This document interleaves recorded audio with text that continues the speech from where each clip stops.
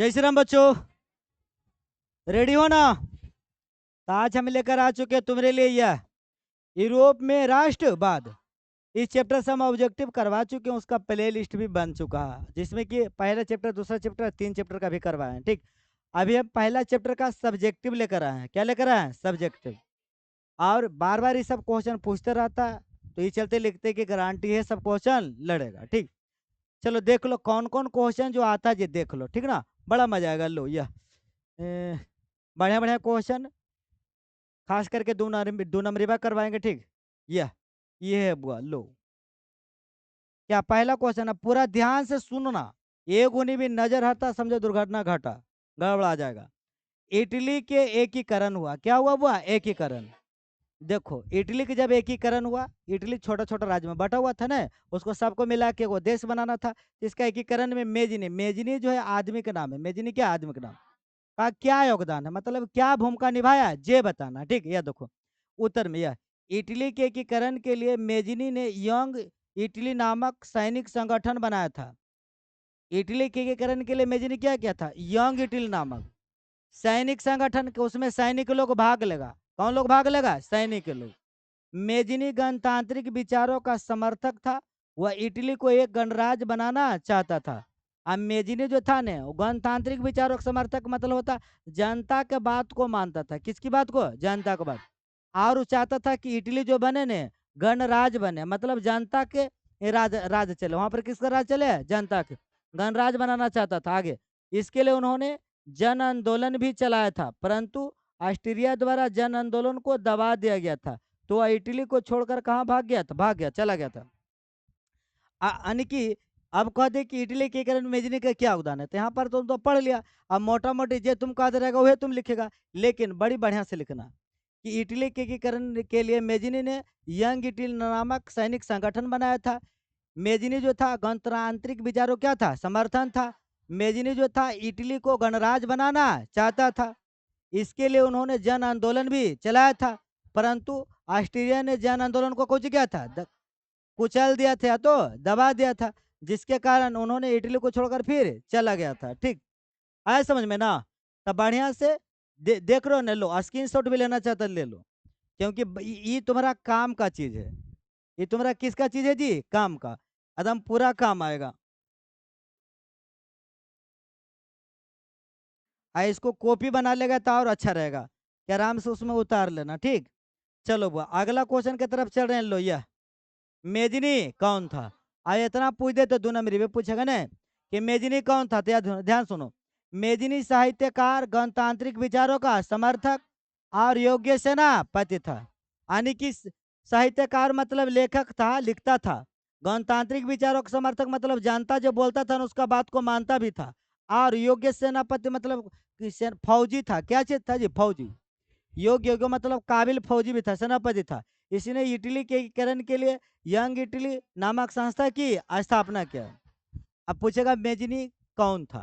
तो मेजिनी एक साहित्यकार, गणतांत्रिक विचारों का समर्थक एवं योग्य सेनापति था। इन्होंने इटली के एकीकरण के लिए यंग इटली नामक संस्था का भी निर्माण किया था। आएगा लिखे, क्या लिखेगा कि मेजिनी एक साहित्यकार, गणतांत्रिक विचारों का समर्थक एवं योग्य सेनापति था। इन्होंने इटली के एकीकरण के लिए क्या किया था? यंग इटली नामक संस्था का भी स्थापना किया था। ठीक, बढ़िया से सोच समझ के देखो, एक बार में नहीं होगा। जैसे सब्जेक्टिव है तो एक बार में हो नहीं सकता। बढ़िया से उसको लिख कर याद करना, पढ़ कर याद करना।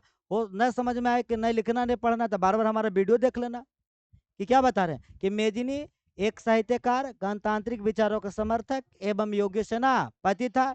इन्होंने इटली के एकीकरण के लिए यंग इटली नामक संस्था की भी स्थापना किया था।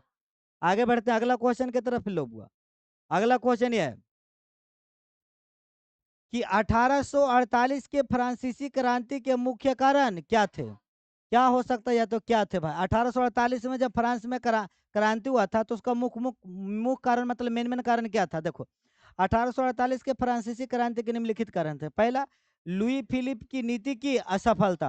यानी जो लुई फिलिप उस समय जो राजा था फ्रांस का, तो वह जो नीति लागू किया था वो असफल हो गया था, मतलब चल नहीं पाया उसका नीति। मध्यम वर्ग पर शासन का प्रभाव, अब मिडिल क्लास लोग थे उस पर ज्यादा शासन का प्रभाव था। किस पर? मध्यम वर्ग पर। तीसरा, राजनीतिक दलों में संगठन का अभाव, यानी जो भी राजनीतिक दल था उसमें संगठन का कुछ था, अभाव था, लोग संगठित नहीं थे। चौथा, समाजवाद का कुछ प्रसार, और उस समय समाजवाद का पूरा जोर तोर से क्या हो रहा था? प्रचार। प्रसार मतलब पूरा प्रचार हो रहा था। ठीक, ये चार कारण था जिसके कारण कि 1848 के फ्रांसीसी क्रांति हुआ था।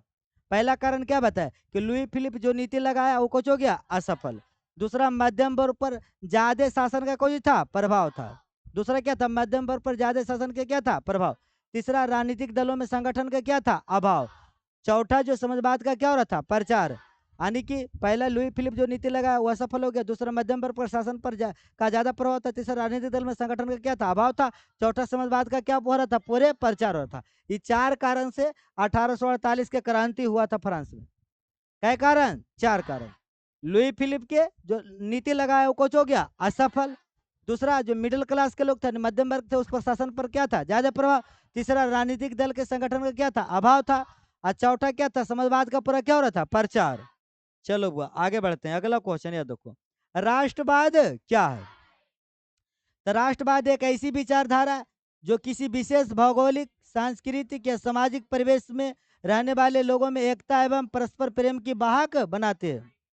यानी कि राष्ट्रवाद एक देश के प्रति भावना है जो कोई भी भौगोलिक क्षेत्र हो सकता, सांस्कृतिक क्षेत्र हो सकता, या समाज में परिवेश, समाज में रहने वाले लोग हो सकते हैं, जिसमें एकता की भावना बनाता और परस्पर प्रेम की भावना। कैसा भावना? परस्पर प्रेम, यानी सब मिलजुल कर रहेंगे और प्रेम पूर्वक रहेंगे। जैसे अगर देश पर आपत्ति आए तो सब खड़ा हो जाते हैं। जैसे भारत में कुछ दिन पहले हमला हुआ, मतलब पहलगांव हमला हुआ, तो देखो यहाँ पर क्या हुआ, जब हमला हुआ तो कोई भी राजनीतिक दल था, कांग्रेस पार्टी हो, बीजेपी पार्टी हो, और भी छोटा छोटा पार्टी था, सब समर्थन दे रहा था कि नहीं, बीजेपी पार्टी वाला को लड़ना चाहिए, हम लोग साथ देंगे। काहे बार बार पाकिस्तान वाला के हमला करेगा भाई? तिकोजी था, देश के प्रति भावना था। किसके प्रति? देश के प्रति।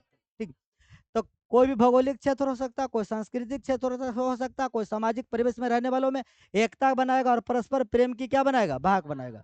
तो राष्ट्रवाद उसी को हम कहेंगे। समझ गया ना कि राष्ट्रवाद एक क्या है? तो एक विचारधारा है जो किसी विशेष भौगोलिक, सांस्कृतिक, सामाजिक परिवेश में रहने वाले लोगों में एकता तथा पारस्परिक प्रेम की वाहक बनाती है। अगला अगला क्वेश्चन ये देखो, यह वीना कांग्रेस की दो उपलब्धियां बता। यानी कि वीना कांग्रेस कब हुआ था? 1815 को। तो दो उपलब्धियां क्या था, मतलब हुआ, तो इसका क्या मतलब निकला भाई? तो देखो, वीना कांग्रेस की दो उपलब्धियां निम्नलिखित है। पहला, नेपोलियन युग का क्या हुआ? अंत हुआ। यानी कि वीना कांग्रेस के पहले पूरे जो फ्रांस था उसमें किसका युग चल रहा था? तो नेपोलियन युग। आज जब वीना कांग्रेस हुआ तो नेपोलियन युग क्या हो गया? समाप्त। अब पुनः वीना कांग्रेस का कुछ हो गया? आरंभ। अब फिर से जो बुर्बो वंश के जो शासन चल रहा था फिर से कुछ हो गया था? शुरू। पहले नेपोलियन युग का अंत हुआ और कांग्रेस वाला का फिर कुछ हुआ? शुरू हो गया। वीना कांग्रेस का क्या हो गया? राजनीतिक शुरू। तो दो कारण है, नेपोलियन युग का अंत और पुनः वीना कांग्रेस का शुरू। यह देखो अगला क्वेश्चन है कि इटली एवं जर्मनी के एकीकरण में ऑस्ट्रिया की क्या भूमिका है? याद रखना कि इटली एवं जर्मनी के एकीकरण में सबसे बड़ी बाधा कौन था? ऑस्ट्रिया था।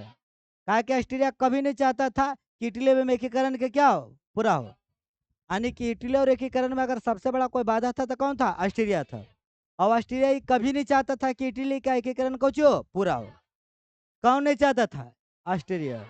अगला क्वेश्चन है देखो, जर्मनी के एकीकरण की सबसे बड़ी बाधा क्या थी? ये देखो, जर्मनी के एकीकरण की बाधाएं क्या थी? तो जर्मनी 300 छोटे बड़े राज्य में क्या था? बटा हुआ था। विभाजित थी मतलब बटा हुआ था। अधिकतर राज्यों पर किसका अधिकार था? ऑस्ट्रिया का। इसलिए कहा जाता है कि जर्मनी के एकीकरण में सबसे बड़ी बाधा कौन था? ऑस्ट्रिया। यानी कि ऑस्ट्रिया जर्मनी जो था 300 छोटा बड़ा राज्य में बटा था। 300 कितना? 300। और 300 राज्य में बटा था, छोटे छोटे छोटे बड़े राज्य में। और अधिकतर राज्य पर किसका अधिकार था? ऑस्ट्रिया का। इसलिए कहा जाता है कि जर्मनी की एकीकरण में सबसे बड़ी बाधा कौन था? ऑस्ट्रिया। क्योंकि ऑस्ट्रिया चाहबे नहीं करता था कि जर्मनी की एकीकरण कुछ हो? पूरा हो। कौन नहीं चाहता था? ऑस्ट्रिया। और जर्मनी कितने छोटे बड़े राज्य में बटा था? 300। तो बस देखो, अब यहाँ से आ जाता है सेकेंड चैप्टर। तो सेकेंड चैप्टर अगला वीडियो में कराएंगे। फर्स्ट चैप्टर पूरा करवा दिए और इसमें कितना नंबर वाला कराया? तो खास करके 2 नंबर वाला में जो जो 2 नंबर वाला पूछता है ना, जो सब। और बढ़िया से ध्यान से कॉपी भी बना लेना और याद भी बढ़िया से कर लेना। समझ समझ के याद करना। और अगर लगे कि कॉपी नहीं बनाना, याद नहीं करना, फिर से वीडियो देख लेना बार बार। ठीक, फिर मिलेंगे अगले वीडियो में। आज के लिए बस इतना ही। बाय बाय, टाटा, जय हिंद, वंदे मातरम।